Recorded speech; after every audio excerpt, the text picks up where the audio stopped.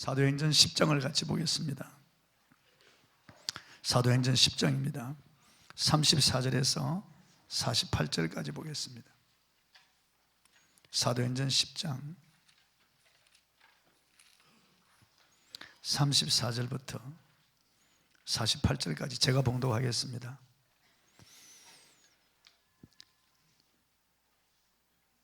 다 찾으셨습니까? 34절부터입니다. 베드로가 입을 열어 말하되 내가 참으로 하나님은 사람의 외모를 보지 아니하시고 각 나라 중 하나님을 경외하며 의를 행하는 사람은 다 받으시는 줄 깨달았도다.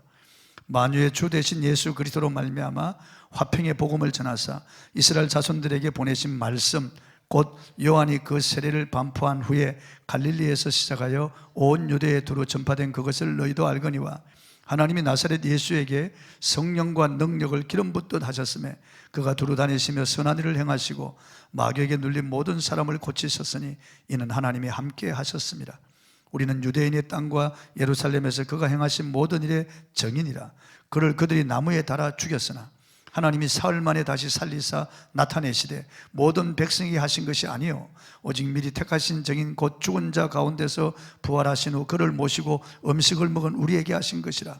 우리에게 명하사 백성에게 전도하되 하나님이 살아있는 자와 죽은 자의 재판장으로 정하신 자가 곧 이 사람인 것을 증언하게 하셨고 그에 대하여 모든 선지자도 증언하되 그를 믿는 사람들이 다 그의 이름을 힘입어 죄사함을 받는다 하였느니라. 베드로가 이 말을 할 때 성령이 말씀 듣는 모든 사람에게 내려오시니 베드로와 함께 온 할례 받은 신자들이 이방인들에게도 성령 부어주심으로 말미암아 놀라니 이는 방언을 말하며 하나님 높임을 들음이러라. 이에 베드로가 이르되 이 사람들이 우리와 같이 성령을 받았으니 누가 능히 물로 세례 베풀음을 금하리요 하고 명하여 예수 그리스도의 이름으로 세례를 베풀라 하니라. 그들이 베드로에게 며칠 더 머물기를 청하니라. 아멘. 베드로는 주의 성령께서 고넬료가 보낸 두 사람을 따라가라고 해서 이 고넬료의 집까지 왔습니다. 무슨 영문인지 알지 못했지만은 고넬료가 한 말을 듣고 하나님이 이들에게 복음을 전하여 이 영혼을 구원하게 하려 하시는 것을 알았습니다. 그래서 베드로는 거기 모인 고넬료의 가족들과 하인들, 종들, 그리고 친척들과 친구들에게 입을 열어 예수 그리스도를 증언했습니다. 먼저 베드로는 예수님이 만유의 주라고 증언했습니다. 만유의 주. 36절, 37절을 같이 읽어보겠습니다. 시작. 만유의 주 되신 예수 그리스도로 말미암아 화평의 복음을 전하사 이스라엘 자손들에게 보내신 말씀 곧 요한이 그 세례를 반포한 후에 갈릴리에서 시작하여 온 유대에 두루 전파된 그것을 너희도 알거니와. 예수님에 대한 소문은 갈릴리와 이스라엘과 그리고 예루살렘 모든 지역에 다 전파되었기 때문에 그분이 하신 놀라운 그 일은 사람의 입에서 입으로 귀에서 귀로 다 소문이 되어서 퍼뜨려져 이스라엘에 살고 있는 유대인이나 이방인이나 다 들어서 알고 있다고 말해요. 그 예수님에 대하여 지금 베드로가 증언한다는 겁니다. 그래서 베드로는 예수 그리스도는 말씀이라고 증언합니다. 말씀, 태초에 천지를 창조한 그 말씀, 선지자들을 통해서 유대인들에게 말씀하신 그 말씀, 성경에 기록하여 전하라고 하신 그 말씀이 바로 예수 그리스도라는 거예요. 요한복음 1장 1절 이하에 보면은 태초에 말씀이 계시니라. 이 말씀이 하나님과 함께 계셨으니 그 말씀은 곧 하나님이시니라. 만물이 그로 말미암아 지은 바 되었으니 지은 것이 하나도 그거 없이는 된 것이 없느니라고 그래요. 말씀이 육신이 되어 우리 가운데 거하시며 우리가 그 영광을 보니 아버지의 독생자의 영광이요 은혜와 진리가 충만하더라 하신 그 말씀, 예수님이 바로 말씀이라는 거예요. 창조하신 말씀. 그리고 예수님이 복음이라는 거예요. 온 백성에게 미칠 큰 기쁨의 좋은 소식이 바로 예수님이라는 거예요. 복음, 굿뉴스, 뉴앙겔리온. 온 백성에게 미치는 큰 기쁨의 좋은 소식. 이 세상에 예수님보다 더 좋은 소식이 어디 있어요? 병에 시달리죠. 생활고에 시달리죠. 이 땅에서 저주 아래 살아가죠. 늙어지죠. 죽음이 눈앞에 다가오는 인생들 말이죠. 이런 비참한 인생들, 가련한 인생들에게 이렇게 소망 없는 인생들, 다 해골이 될 인생들, 다 썩어서 흙이 될 인생들에게 무슨 소망이 있겠어요? 잘 먹으나 잘 입으나 인간에게 무슨 소망이 있겠어요? 비참하게 늙어가고 죽는데 곧 죽음이라는 맹지 앞에 다 인간이 허무와 무의미에 다 시달리는 거예요. 이런 인생들에게 무슨 좋은 소식이 있겠어요? 여러분, 들려오는 소식이 다 불길하고 부정적인 소식이 너무나 많죠. 속상할 일이 너무 많죠. 우울할 일이 너무 많죠, 인생에게요. 그런데 예수님만이 복음이라는 거예요. 정말 모든 사람에게 기쁜 소식이라는 거죠. 뛸 듯이 기쁜 소식이고 춤을 추며 기뻐할 소식이고 너무너무 감사할 소식이 바로 예수 그리스도 복음이라는 거예요. 예수님이. 그리고 예수님을 만유의 주라고 그랬습니다. 만유의 주. 만유라고 하는 헬라어는 판톤인데 우주 만물의 창조주요, 우리 생명 있는 것들의 창조주요, 주인이라는 말이죠. 다시 말해서 만유의 주는 모든 만물과 생명 있는 모든 것들의 주인이라는 말이에요. 누가요? 예수님이요. 그러니까 베드로는 입을 열어서 그들에게 예수님을 증언하는데 예수님은 태초에 그 말씀이라, 우리에게 지금도 말씀하시는 말씀이라, 그리고 예수님은 모든 사람들에게 기쁜 소식이다. 그리고 예수님은 모든 만물의 생명 있는 모든 것들의 주인이시라는 거예요. 즉 창조주요 전능하신 하나님이라고 증언하시는 거예요.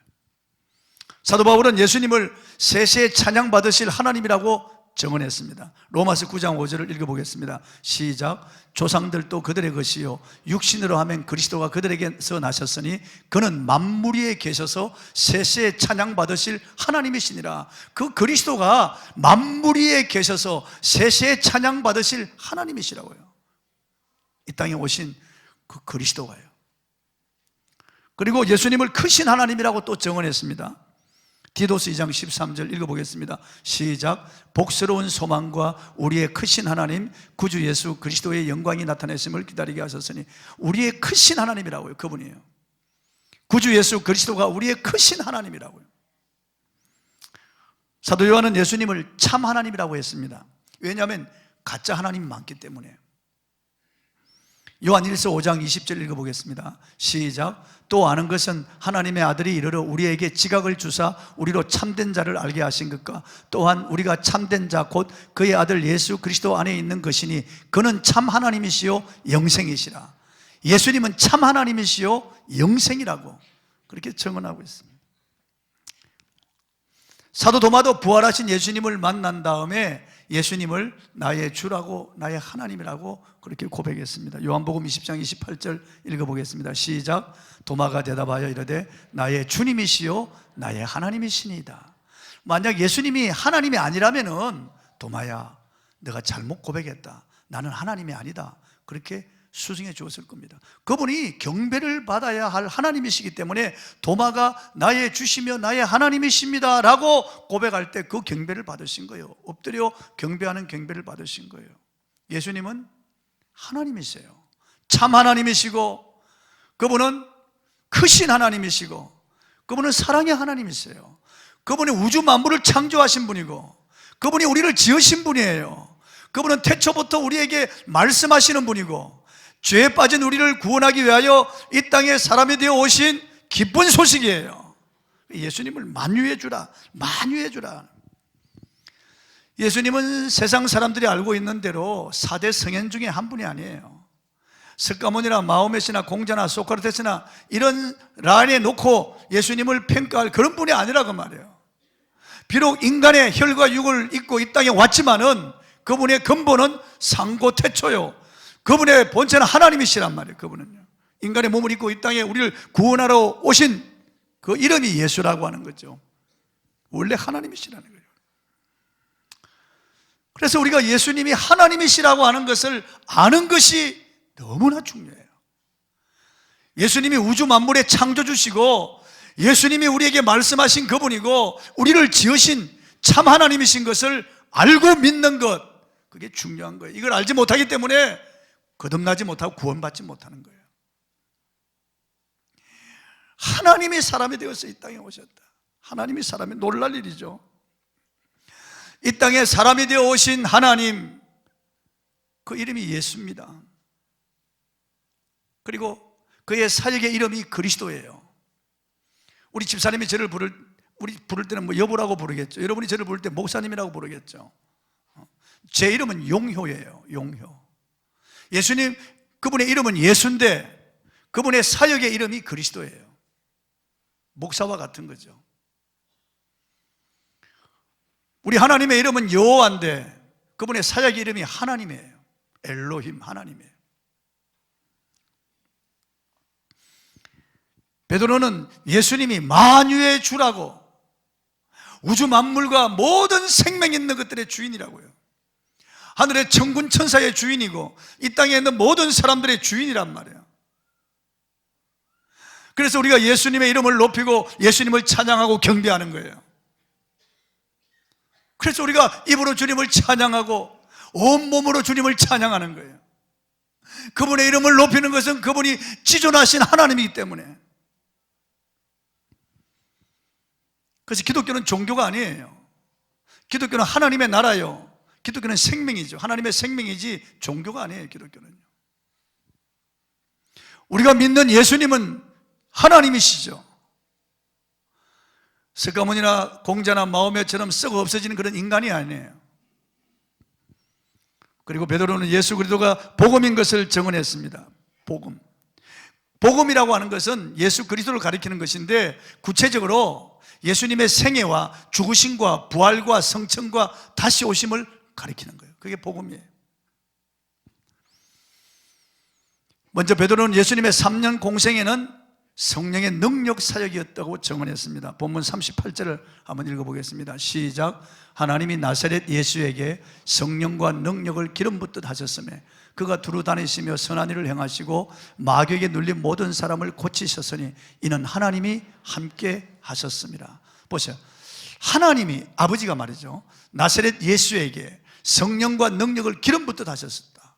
아니, 그분은 성자 하나님이시고 참 하나님이신데, 아니, 그분이 왜 성령을 받고 일하셨나? 우리와 똑같은 인간이 되어 오셨기 때문에, 제한당하시고 연약한 육신을 입고 오셨기 때문에 그분은 하나님으로서의 신적 능력을 사용하지 않으셨어요. 우리가 똑같이 배고파하시고 줄이시고, 똑같이 피곤해하시고 쓰러지시고, 똑같이 잠오면 주무시고, 똑같이 찌르면 피가 흐르고, 똑같이 고통과 괴로움 속에 괴로워하시고 똑같아요. 그렇기 때문에 그분 우리의 모범이 되시기 위하여 성령을 받고 하나님의 일을 하셨어요. 복음을 전하시는데, 그분 자신을 전하시는데, 복음을 전하기 위해서 병든 자들을 고치고 귀신을 다 쫓아내고 그리고 기적도 일으켜 주시면서 당신을 믿으라고 하신 거예요. 그 놀라운 능력 사역을 하실 때 신적 능력을 쓰지 않고 성령을 받고 성령이 함께 하시는 능력으로 그 사역을 하신 거예요. 예수님이 탄생하실 때도 성령으로 잉태되었고, 예수님이 세례 받을 때도 성령 세례를 받으셨어요. 성령이 비둘기 형체로 예수님 머리 위에 마셨고, 그리고 광야로 금식하여 시험 받으러 갈 때도 성령에 이끌려 가셨고, 그리고 성령으로 마귀를 물리쳤어. 나사렛 돌아올 때도 성령으로 고향으로 돌아오셨다고 말씀하고 있어요. 그리고 안식일 날 성경을 달라고 해서 두루마리 성경을 펼쳤는데 이사야 61장 1절로 3절 말씀을 봉독하셨습니다. 주의 성령이 내게 임하셨으니 이는 가난한 자에게 복음을 전하게 하시려고 내게 기름을 부으사 포로된 자를 자유롭게, 눈먼 자를 보게 하며 눌린 자를 자유롭게 하며 주의 은혜를 선포하게 하려 하심이라. 이 말씀을 봉독하신 다음에 오늘 너희 귀에 들은 이 말씀이 응하였느니라, 그렇게 말씀하셨어요. 당신이 바로 성령을 받고 하나님의 사역을 하시는 메시아라고 증언하신 거예요. 메시아는 성령을 받고 일하게 되어 있어요. 성령으로 귀신을 쫓아내고 성령으로 병을 고치고 성령으로 기적을 일으키시고, 온통 메시아는 성령에 이끌리고 성령에 충만하고 성령과 함께 동업하기로 그렇게 이미 구약에도 다 예언되어 있어요. 예수님 우리의 모범이 되셔서 이렇게 철두철미 성령으로 사셨는데 저희같이 연약한 사람들이 성령을 힘입지 않고 어떻게 살겠어요? 결심해도 안 되고 다짐해도 안 되고 또 실수하고 또 죄짓고 무엇을 해야 선한 일인 줄 알면서도 하지 못하고 우리같이 이렇게 연약한 인생, 예수님도 성령을 힘입고 일하셨는데 예수님도 기도하여 성령 받고 일하시고 성령의 능력으로 성령의 기름 부으심으로 일하셨다면 저와 여러분은 말할 것도 없이 성령을 받고 일해야 되지 않겠습니까? 예수님의 관심사는 그 백성들이 성령 받는 거예요. 그래서 누가복음 11장 13절에 구하는 자에게 성령을 주시지 않겠느냐고 그랬어요. 부활하신 후에 숨을 내쉬시며 성령을 받으라 그러셨어요. 그리고 하늘로 올라가기 전에 오직 한 말씀만 하셨어요. 너는 예루살렘을 떠나지 말고 아버지 약속하신 것을 기다리라. 요한은 물로 세례를 베풀었으나 너희는 맨날이 못되어 성령으로 세례를 받으리라 하시니라. 성령 세례 받으라고 하신 거예요. 그래서 제자들이 내려와서 마가다락방에 올라가서 예수님이 약속하신, 그리고 아버지가 약속하신 그 성령 받기를 위하여 간절히 기도했습니다. 10일째 되는 날 성령이 강림하셨어요. 오순절날 그날 성령이 강림하고 그들이 변하여 새 사람이 되었습니다. 그리고 그때부터 교회가 세상에 빛을 발하기 시작하는 거예요. 나가서 담대하게 복음을 전하기 시작하고 그들이 복음을 전할 때 이적과 표적이 나타나고 병든 자들이 수없이 낫는 거예요. 수많은 사람들이 그 증거를 보고 돌아오는 거예요. 성령이 하시는 일이죠. 예수님과 함께 했던 성령님이 제자들과 함께 하시는 거예요. 오늘도 성령은 그의 백성들과 함께 하십니다. 여러분이 성령을 인정하고 환영하고 성령을 의지하고 성령으로 충만함을 받기를 원하고 성령의 도우심을 구하세요. 분노가 오를 때 성령님 도와주세요. 음란한 생각이 들 때 성령님 도와주세요. 또 실패할 때 성령님 도와주세요. 주의를 감당하려고 하는데 부족할 때 성령을 찾고 성령을 충만하게 받으셔야 돼요. 성령 충만. 철학 집회 나와서 성령 충만을 구하셔야 돼요. 아침에 일하러 나가기 전에 성령 충만을 달라고 기도하세요. 그러면 그날 하루 성령님이 여러분과 함께 하십니다. 아이들 나갈 때 성령님 동행해 달라고 기도하십시오.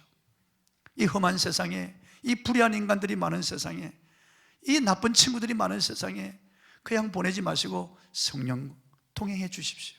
운전대를 잡더라도 성령님 동행해 주십시오. 언제나 성령을 인정하고 환영하고 의지하고, 예수님이 그랬듯이 우리도, 예수님이 성령으로 사역했듯이 우리도 성령으로 사역해야 됩니다. 성령 사역해야 됩니다. 주님은 언제나 기도하고 성령 충만으로 사역했습니다. 그리고 베드로는 예수님이 복음인 것을 증거했습니다. 복음인 것을. 예수님의 십자가와 부활을 증언했습니다. 십자가와 부활. 본문 39절 한번 읽어보겠습니다. 시작. 우리는 유대인의 땅과 예루살렘에서 그가 행하신 모든 일의 증인이라.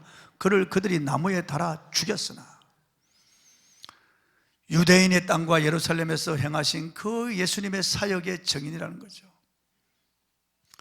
예수님은 나무에 달려 죽으셨습니다. 나무에 달라 죽으셨어요. 우연히 죽은 것이 아니고 어쩌다가 죽은 것이 아니고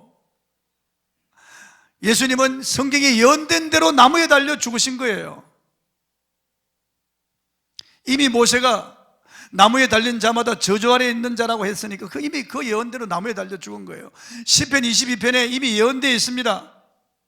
나무에 달려 양손과 양발에 못 박혀 못에 찔려서 죽을 것이라고 예언되어 있어요.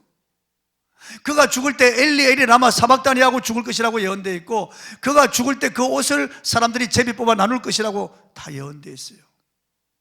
이사야 53장에 보면 그가 죽을 때 두 강도와 함께, 두 행악자와 함께 죽을 것이라고 예언되어 있어요. 그가 죽은 다음에 그 시체를 묻는 무덤은 부자의 무덤에 장사될 것이라고 다 예언되어 있어요. 이사야 53장에 그는 죄가 없다고 예언되어 있어요. 그런데 사실은 모든 사람들의 죄를 짊어지고 죽을 것이라고 예언되어 있어요. 이사야 53장 5절 6절에 그가 나무에 달려 죽은 이유가 분명히 기록되어 있어요.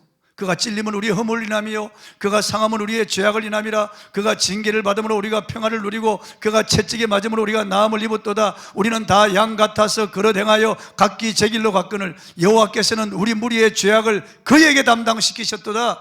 예수님은 우리의 죄를 위하여 나무에 달리셨다. 우리의 죄를 위하여 나무에 달리셨다는 거죠.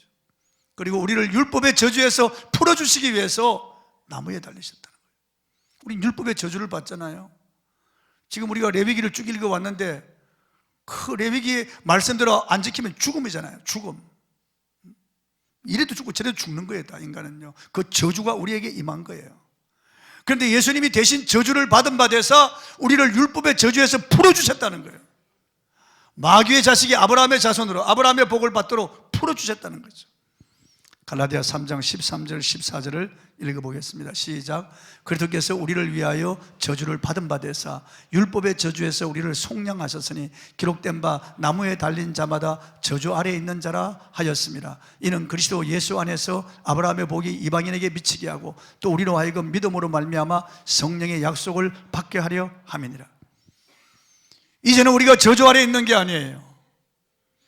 이제는 우리가 마귀의 자식이 아니에요. 우리는요, 예수님이 나무에 달려서 그 몸으로 저주를 받으시고 그 피로 우리의 죄를 사하시고 예수님이 생명을 버려 우리를 저주에서 풀어주셨어요. 그러니까 아브라함의 자손이 되게 하시고 아브라함과 성령의 약속을 받는 자리에 들어왔습니다. 할렐루야. 속량하셨다. 이게 속량이라고 하는 말은 노예를 값으로 사서 풀어주는 것을 말하는 거예요. 예수님께서 십자가에서 다 이루었다 하셨는데 그 히랍어로 데텔레스테이라고 하는 말이에요. 다 지불했다는 거예요. 우리가 아버지의 법을 어겨서 저주를 받았는데 그 저주에서 풀어주시기 위해서 우리의 죄값을 다 지불했다는 거예요. 내가 지은 모든 과거, 현재, 미래의 모든 죄값을 다 지불했다. 다 지불했다. 예수께서 죽기 전에 다 이루었다고 하셨는데 여러분, 예수님이 십자가에서 다 이루셨습니다. 본문 40절 41절 말씀을 다시 한번 읽어보겠습니다. 시작. 하나님이 사흘 만에 다시 살리사 나타내시되 모든 백성이 하신 것이 아니요 오직 미리 택하신 중인 곧 죽은 자 가운데서 부활하신 후 그를 모시고 음식을 먹은 우리에게 하신 것이라.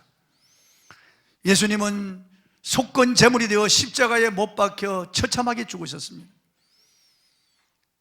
양손과 양발의 대못을 받고 심장에 창을 맞아서 모든 피와 물을 다 쏟으시고 죽으셨습니다. 로마 병정들이 다리를 꺾으러 왔다가 그가 이미 절명한 것을 보고 다리를 꺾을 필요가 없었어요. 그럼 구약에 예언된 대로 그 뼈가 하나도 꺾이지 않음을 이루려 하심이라 그 말씀에 응한 거예요. 그래서 창으로 찔러서 그냥 피와 물, 심장에 고이는 그걸 다 빼내신 거예요. 그리고 죽으신 거예요. 시체가 되었어요. 아리마대 사람 요셉의 무덤에 장사 지낸 바 되었습니다. 그런데 예수님이 사흘 만에 무덤에서 죽음을 정복하시고 죽음을 죽여버리시고 다시 살아나셔서 무덤에서 걸어 나오셨습니다. 할렐루야. 그래서 여인들에게 보이시고 제자들에게 보이셨습니다. 의심하던 도마에게도 보이시고 못자국 창자국을 만져보게 하셨습니다. 수많은 사람들에게 500명에게 동시에 보이셨습니다. 한 번만 아니라 여러 번, 11번이나 성경에 기록된 것만 하더라도 11번이나 보이셨습니다. 그리고 잠깐 있다 사라진 것이 아니고 한참 식사도 하시고 그들과 대화를 나누시고 하나님 나라에 대해서 가르치시기도 하시고 나중에는 그를 박해하던 사울이라고 하는 젊은이에게도 나타나셨어요. 주님의 부활은 환영이 아닙니다. 주님은 유령으로 나타나신 것이 아니에요. 유령은 살과 뼈가 없거니와 나는 너희 보는 바와 같이 살과 뼈가 있느니라. 분명히 만져지는 그 몸으로 부활하셨어요. 잡수셨어요. 대화하시고 거니시고 그렇게. 주님 환영으로 유령으로 나타나신 게 아니에요. 실제 그 몸으로 부활하신 겁니다. 베드로는 자신이 부활의 증인이라고 분명히 밝혔습니다. 한 번만 만난 게 아니에요. 계속해서 만났습니다. 40일 동안 계속 만났어요. 그리고 믿는 자들에게 증인이 되라고 하신 거예요. 부활의 증인이 되라고 하신 거예요.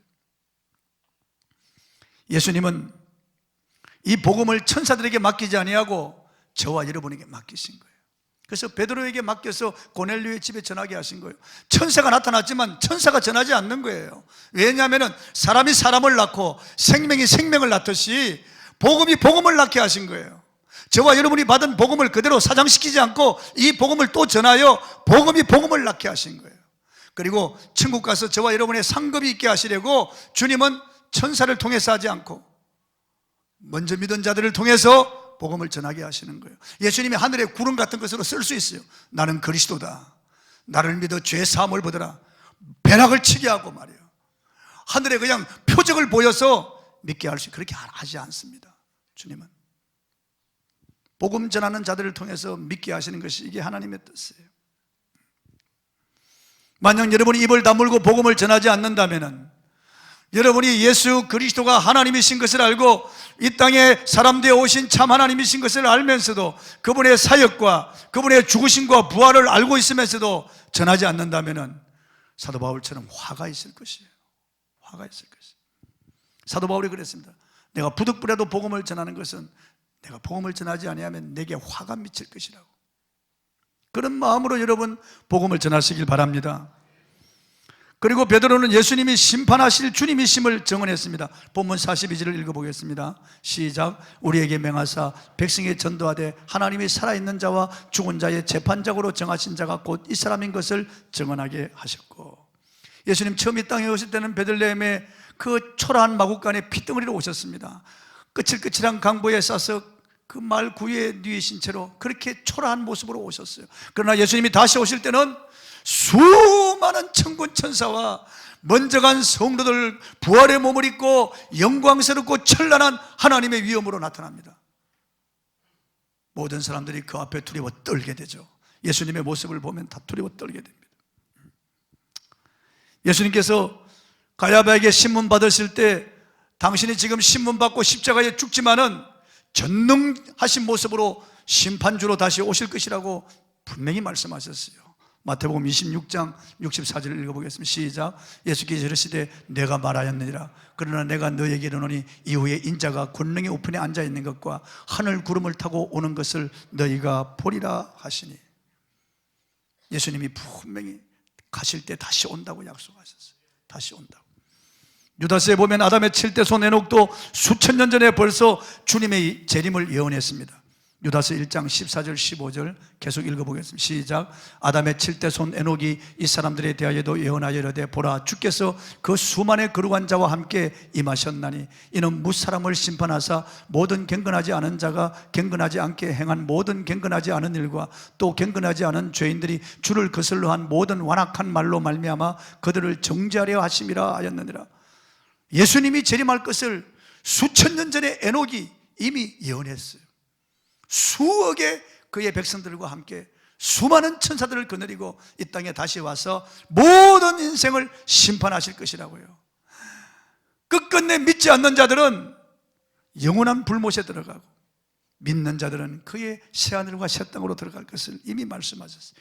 예수님 마태복음 25장에서 예수님이 백보자에 앉아 심판할 때 양과 염소를 구분한다고 그랬습니다. 양은 오른쪽에, 염소는 왼쪽에. 양은 믿는 자들이고 그의 백성이고, 염소는 믿지 않는 자들이고 예수님 백성이 아닌 자들이죠. 심판하실 것이라고 분명히 말씀하셨어요.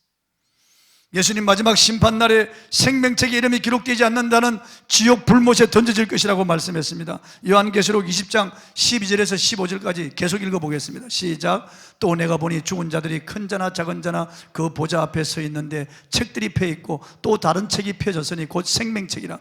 죽은 자들이 자기 행위를 따라 책들에 기록된 대로 심판을 받으니 바다가 그 가운데에서 죽은 자들을 내주고 또 사망과 음부도 그 가운데서 죽은 자들을 내주매 각 사람이 자기의 행위대로 심판을 받고 사망과 음부도 불못에 던져지니 이것은 둘째 사망 곧 불못이라. 누구든지 생명책에 기록되지 못한 자는 불못에 던져지더라. 생명책에 이름이 기록되지 않은 자들은 다 불못에 던져진다고. 지옥 불못에 던져진다는. 누가복음에 보면 70인 전도대가 돌아와서 예수께 보고하기를 주여 주의 이름으로 귀신들도 항복하더이다라고 할 때 예수님께서 귀신들이 너에게 항복하는 것으로 기뻐하지 말고 너희 이름이 생명책에 기록된 것으로 기뻐하라고 그랬습니다. 저는 제 이름이 생명책에 기록된 것 너무나 감사합니다. 제가 지옥까지 안 하고 지금 죽어도 천국 가는 건 너무나 감사하죠. 누가 생명책에 이름이 기록될 수 있습니까? 예수 그리스도 이름을 믿는 자들입니다. 여러분, 그분이 참 하나님이신 것과 그분이 창조주요 전능자이신 것을 믿는 자들이 구원받고 그들의 십자가, 그분의 십자가로 그 피로 나의 죄를 속하시고 부활하사 성천하셔서 다시 오실 것을 믿는 자들, 사도신경이 고백하는 그 고백을 나의 신앙으로 믿는 자들이 구원받습니다. 여러분, 생명책에 이름이 기록되는 거예요. 그런데 어떤 사람들은 지옥을 경시합니다. 공갈 협박한다고 지옥이라 그러는 지어냈다고 말이에요. 무슨 지옥이 있겠느냐고 말이에요. 사랑의 하나님이 무슨 지옥 같은 걸 만들겠냐. 천만에 그렇지 않습니다. 2011년 동아일보 신문에 난 기사를 보았습니다. 미국에서 1만 명이 모이는 대형교회인 미시간주에 있는 마세일 바이블 교회 담임인 로벨 목사라고 하는 사람이 있습니다. 그가 사랑이 이긴다라고 하는 책을 썼는데 그 책에서 사랑의 하나님이 하나님을 믿지 않는다고 지옥에 집어넣는 그런 하나님이 아니다. 지옥은 실제하는 곳이 아니다. 이렇게 말했습니다. 그 사람 지금 그 교회를 사임하고 텔레비전 사역자로 있는데 동성애를 지지한다고 공공연히 말하고 있습니다. 이 사람은 불신자입니다, 여러분. 1만 명이 모이는 교회 목사지만 이 사람은 불신자예요. 이 사람은 구원받지 못한 사람이에요, 여러분. 성경을 더하거나 성경에서 빼면은 구원받을 수 없다고 성경은 말씀하고 있어요. 하나님의 재앙이 그에게 임할 것이라고 말씀하고 있어요. 성경은 농담으로 기록한 책이 아니에요. 예수님은 천국보다 지옥에 대해서 더 많이 말씀하셨어요. 예수님은 내 손이 너를 범죄케 하거든 찍어내어버리라. 두 손 가지고 지옥 끄지지 않는 불에 들어가는 것보다 찍어내어버리고 영생에 들어가는 것이 나으니라고 말씀하셨어요. 내 눈이 너를 범죄케 하거든 눈을 빼어버리라. 두 눈 가지고 지옥 끄지지 않는 불에 들어가는 것보다 빼어버리고 영생에 들어가는 것이 나으니라고 말씀하셨어요. 거기는 구덩이도 죽지 않고 불이 영원토록 타는 곳이라고 예수님 말씀하셨어요. 예수님은 지옥은 불로 소금 튀어나는 곳이라고요. 슬피 울며 이를 가는 곳이라고 말씀하셨어요. 예수님은 어떡하더라도 지옥에는 들어가지 말아야 된다고 말씀하셨어요. 예수님은 지옥은 마귀와 그의 천사들을 그를 따르는 천사들을 위하여 예비된 곳이라고 했습니다. 그런데 끝끝내 예수를 믿지 않는 사람들은 마귀가 들어가는 그 지옥으로 들어가는 거예요. 예수님 말씀하셨어요. 마태복음 25장 41절에 그때 왕이 왼편에 있는 자들에게 말하기를 너희 저주받은 자들아 내게서 떠나 마귀와 그의 천사들을 위하여 준비한 영원한 불 속으로 들어가라. 영원한 불 속으로 들어가라 말이에요. 농담이 아닙니다, 여러분. 여러분의 이름이 생명책에 기록된 것을 기뻐하시기 바랍니다. 눈물 나고 늘 울어도 눈물로 못 갚을 정도로 이건 놀라운 일이죠, 여러분. 예수 이름을 믿으시면 아멘 하세요. 복음을 믿으시면 아멘 하세요. 십자가는 나를 위한 십자가임을 믿으시면 아멘 하세요. 부활과 재림을 믿으시면 아멘 하세요. 성경 말씀이 1.1도 틀림없는 하나님의 말씀인 것 믿으시면 아멘 하세요. 여러분은 최고의 복을 받은 사람이에요, 여러분요. 아무나 믿어지는 거 아니에요. 믿음은 아무나 이것이 아니라고 말씀하고 있습니다. 하나님이 택한 받은 사람만 믿어지는 거예요, 여러분. 믿어지는 것이 복입니다. 다시 한번 믿어지면 두 손 들고 아멘 하십시다. 할렐루야. 큰 축복이에요, 여러분. 우리 이름이 생명체에 기록된 것이 이게 얼마나 놀라운 복인지 모릅니다. 베드로는 예수님만이 죄를 사해 주시는 분이라고 증언했습니다. 본문 43절을 한번 읽어보겠습니다. 시작. 그에 대하여 모든 선자도 증언하되 그를 믿는 사람들이 다 그의 이름을 힘입어 죄 사함을 받는다 하였느니라. 그렇습니다. 모든 선지자는 구약을 말하는 거예요. 모든 선지자도 증언하되 그를 믿는, 그는 예수님을 말하는 거예요. 예수님을 믿는 사람들이 다 예수의 이름을 힘입어 죄 사함을 받는다. 구약에 이미 다 예언되어 있어요. 신약은 말할 것도 없이 예수님을 증거하고 있죠. 구약과 신약 성경 전체는 예수님이 주인공이고 예수의 피가 우리의 죄를 속하여 준다는 것이고 예수 이름을 믿는 자들은 죄 사함을 받고 구원받는다는 거예요. 요한복음 3장 16절 하나님이 세상을 이처럼 사랑하사 독생자를 주셨으니 이는 그를 믿는 자마다 멸망치 않고 영생을 얻게 하려 하심이라. 요한복음 5장 24절 내가 진실로 너에게 말하노니 내 말을 듣고 또 나 보내신 이를 믿는 자는 영생을 얻었고 심판에 이르지 아니하나니 사망에서 생명으로 옮겼느니라. 할렐루야. 그 이름을 믿을 때 말이에요. 사도행전 4장 12절에 다른 이로서는 구원 얻을 수 없나니 천하 인간에게 구원 얻을 만한 다른 이름을 주신 적이 없다고요. 오직 예수 이름을 믿을 때 죄사함을 받습니다. 할렐루야. 60억이 넘는 인간들의 지혜를 다 모아도 한 사람을 지옥에서 천국으로 옮길 수 없어요. 60억 인간들의 힘을 다 모으고 60억 인간들의 모든 능력을 다 모아도 죄 조금이라도 없앨 수가 없어요. 인간이 돌을 닦고 참선하고 수행하고 고행을 해도 죄가 없어지지 않습니다. 어떤 종교를 신봉하고 아무리 선한을 해도 죄가 감아져지지 않습니다. 우리의 먹보다도 검은 죄, 주홍보다 붉은 죄, 머리털마다 더 많은 내 죄, 어떻게 이 죄에서 용서받을 수 있습니까? 예수 이름을 믿을 때 사함을 받습니다. 과거, 현재, 미래의 모든 죄에서 용서받습니다. 내 죄가 없어졌다니 얼마나 감사할 일입니까? 하나님이 내 죄를 기억하지도 않으신다니 얼마나 감사한 일입니까? 눈보다 희게 씻어주시니 얼마나 감사한 일입니까? 히브리서 9장 12절 말씀을 읽어보겠습니다. 시작. 염소와 송아지의 피로 하지 아니하고 오직 자기의 피로 영원한 속죄를 이루사 단번에 성소에 들어가셨느니라. 영원한 속죄예요. 단번에 영원한 속죄를 이루신 거예요. 과거의 죄뿐만 아니라 현재 미래의 죄까지 단번에 완전히 영원히 연속적으로 우리의 죄를 싹 없애버리신 거예요. PC에 들어온 모든 음란 메일, 스팸 메일들 한번 클릭하면 싹 지워지듯이 스마트폰에 들어온 잡다한 것들 지워버리시겠습니까? 삭제하겠습니까? 예, 콱 누르면 싹 지워지듯이 예수의 피가 저와 여러분의 모든 죄를 완전히 지워버리고 하늘나라 행위록에 가면 우리의 죄는 없는 거예요. 생명록에만 그 이름이 기록되어 있고 우리의 선한 일들만 기록되어 있습니다. 할렐루야. 감사하기 바랍니다. 베드로가 이 복음을 전할 때 예수님 만유의 주심을 증거하고 그의 사역과 그의 나무에 달려 죽으심과 그의 부활하심과 그의 재림과 그 이름을 믿는 자들에게 죄사함을 주신다는 이 복음을 전할 때 성령이 말씀 듣는 모든 사람들에게 임하였습니다. 놀라울 일이죠.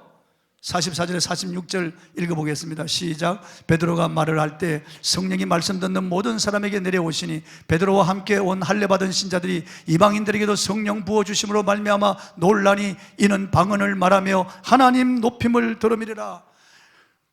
그 마가다락방에 일어났던 오순절날 일어났던 그 사건이 그대로 일어난 거예요. 유대인들에게 강림하신 성령이 이 이방인들에게도 그대로 강림하신 거예요. 오순절에는 기도하다가 성령 받았지만은 이 고넬료의 가정에는 말씀 듣다가 성령 받은 거예요. 여러분 말씀을 마음을 열고 아멘으로 받으시고 말씀을 사모하며 세게 받을 때 성령이 여러분에게 역사하십니다. 베드로가 설교할 때 그 이방인들 전체가 다 성령을 받은 거예요. 그리고 방언을 말하기 시작하는 거예요. 하나님을 높이기 시작하는 거예요. 너무나 놀라운 일이죠. 이 생자들이 전부 다 성령 받은 거예요. 그래서 베드로가 같이 온 사람들과 함께 이미 성령 세례 받았으니 우리가 무엇을 주저할 것이 있느냐? 물세례를 다 줬고 그 고넬료의 가족들이 다 구원받은 거예요. 고넬료의 친구들, 친척들이 다 구원받은, 그 종들, 하인들, 병사들이 다 구원받은 거예요. 이 사건이 너무 놀라운 사건이에요, 여러분요. 유대에 머물러 있던, 사마리아에 머물러 있던 복음이 이방을 향하여 물밀듯이 마치 보가 터지듯이 이방을 향하여 나가는 관문의 역할을 하게 된 거예요. 안디옥 교회, 그리고 터키, 그리스, 로마, 세계를 향하여 복음이 터져나가는 거예요. 고넬료의 가정이 그 관문 역할을 한 거예요. 얼마나 놀랍습니까, 여러분? 고넬료라고 하는 한 사람 때문에 이런 엄청난 일이 일어나게 된 거예요. 여러분, 고넬료와 같은 신앙이 되기를 바랍니다. 고넬료와 같이 하나님을 경외하기를 바라고 항상 기도하고 구제하는 사람이 되기를 바라고 고넬료와 같이 권위를 존중하는 사람이 되기를 바랍니다. 고넬료와 같은 사람 때문에 그 안에 속한 사람들이 다 구원받은 거예요. 기생 라합 때문에 기생 라합의 집에 있는 모든 사람들이 구원받았듯이 고넬료 한 사람 때문에 그 집안에 모인 모든 사람들이 성령 받고 구원받은 거예요. 여러분이 이런 사역자가 되기를 바랍니다.